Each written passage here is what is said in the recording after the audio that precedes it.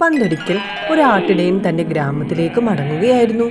ആ വർഷം പതിവിലും മുമ്പേ ശൈത്യം ആരംഭിച്ചിരുന്നു. ശക്തിയായി മഞ്ഞു പെയ്യുന്നുണ്ട്. ആട്ടിടയൻ ആടുകൾക്കും തനിക്കും സുരക്ഷിതമായ ഒരു താവളം അന്വേഷിച്ചു. അവസാനം അകലെയല്ലാതെ തന്നെ ഒരു ഗുഹ കാണപ്പെട്ടു. ആട്ടിൻപറ്റങ്ങളുമായി അയാൾ ഗുഹയിൽ പ്രവേശിച്ചു. ആ ഗുഹയിൽ ഒരു കൂട്ടം കാട്ടാടുകളും ഉണ്ടായിരുന്നു. അപ്രതീക്ഷിതമായി ആരംഭിച്ച മഞ്ഞിൽ നിന്നും രക്ഷ നേടാൻ കയറിയതായിരുന്നു അവർ.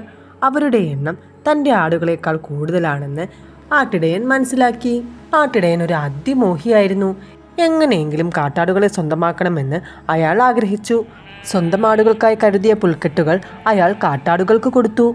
അയാൾ അവയെ തടവുകയും അവയോട് പുന്നാരം പറയുകയും ചെയ്തു. സ്വന്തം ആടുകളെ ഗുഹയുടെ ഇരുളടഞ്ഞ മൂലയിലേക്ക് അയാൾ ഓടിച്ചു. കാട്ടാടുകളെ ഇണക്കിയെടുക്കുകയല്ലേ പ്രധാനം. ദിവസങ്ങൾ കഴിഞ്ഞു. അന്തരീക്ഷം മെല്ലെ തെളിയാൻ തുടങ്ങി. മഞ്ഞ് പെയ്യാതെയായി. കാട്ടാടുകളുമായി അടുത്ത ദിവസം ഗ്രാമത്തിലേക്ക് മടങ്ങാമെന്ന ചിന്തയുമായാണ് അയാൾ കിടന്നത്. അടുത്ത ദിവസം നേരം പുലർന്നപ്പോൾ ഇടയൻ അമ്പരന്ന് പോയി. കാട്ടാടുകളെ കാണാനില്ല. വെപ്രാളത്തോടെ അയാൾ ഗുഹയുടെ പുറത്തിറങ്ങി. അവിടെ കാട്ടാടുകളുടെ കാൽപ്പാടുകൾ മാത്രമേ കാണുന്നുള്ളൂ. അവ തെളിഞ്ഞ അന്തരീക്ഷത്തിൽ കാട്ടിലെവിടെയോ പോയി മറിഞ്ഞിരിക്കുന്നു. ഇടയൻ വളരെ ദുഃഖിച്ചു. മനക്കോട്ടകളെല്ലാം തകർന്നടിഞ്ഞു വീണിരിക്കുന്നു. എന്തു ചെയ്യാം? ഇനി സ്വന്തം ആടുകളുമായി പോവുക തന്നെ. അയാൾ ആടുകളെ വിളിച്ചു. അനക്കമില്ല. അയാൾ ഇരുട്ടിൽ തപ്പി ആടുകൾ കിടന്നിരുന്ന സ്ഥലത്തെത്തി. പട്ടിണി കിടന്ന ആടുകളെല്ലാം അപ്പോഴേക്കും ചത്തിരുന്നു.